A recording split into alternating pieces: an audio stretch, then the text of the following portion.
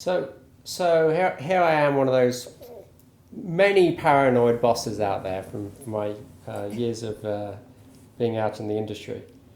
How would I get involved? How would I get involved? How fearful should I be of getting involved? So how can I get involved, and why do I not worry getting involved? Why is it something that I ultimately benefit from?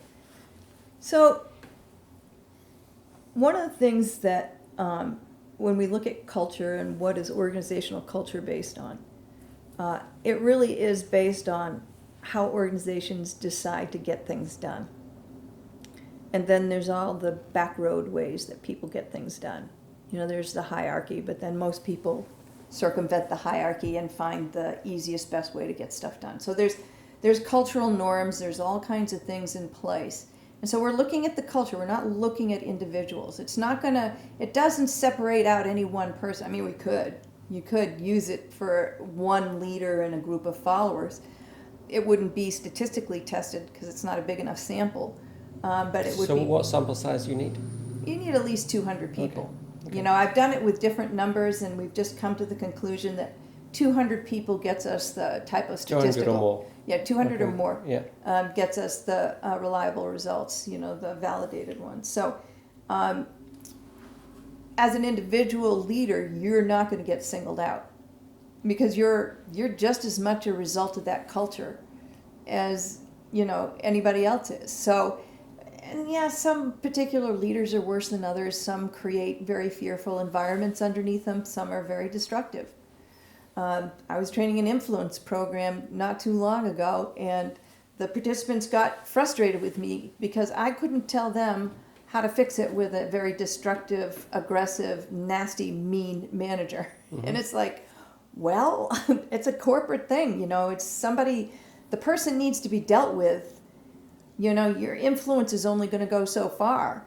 So, if your organization is, and I'm not trying to say that all organizations are horrid.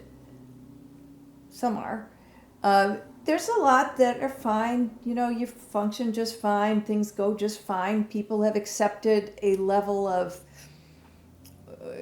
existence that's okay within organizational standards. But what you're missing out on in most organizations is people's energy and excitement and creativity.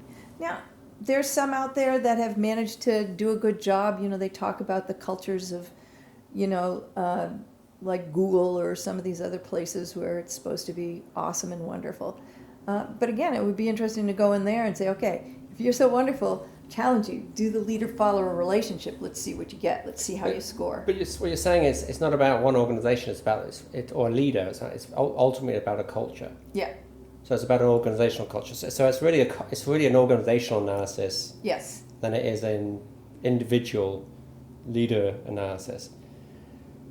So I guess a manager could. So who in an organization who would ask for this to be done? How would they want to get it? How can they get involved? Is it some employee, someone in a team saying, I'd love to do this in an organization, leader, I want to do this across my organization, or HR. How would people out there get involved with this work? Well, the most obvious place is your organizational development group. Okay. They would definitely be people that might be interested in it. But a line manager that has a group of 300 or 400 people could initiate it and do it. Okay. It just depends on how a particular organization is structured around these types of things.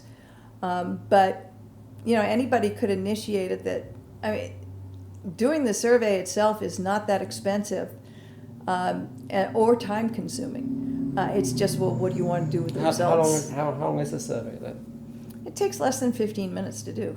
Okay, so each individual who does the survey, and it's private, and there's no linkage to a boss or anything. No. Okay. The only thing you fill out.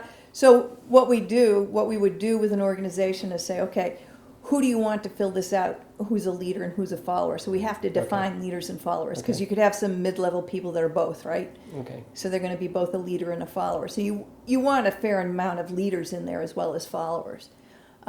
Because when you fill out the survey, you choose, I'm filling this out as a leader or I'm filling it out as a follower. Okay. And then we can do analysis on both of those groups. Whatever else you want for analysis can go in there. So you can do gender, you can do country of origin, you can do whatever you want for demographics can be put into it Okay. for the organization. And then again, there's different levels of analysis, statistical analysis that can be done. You can just do an overall, what's the score, but then you can also do a lot of looking at, for example, if you're interested in women, or if you're interested in different ethnic groups, whatever it is that you wanted to focus on, we could play with.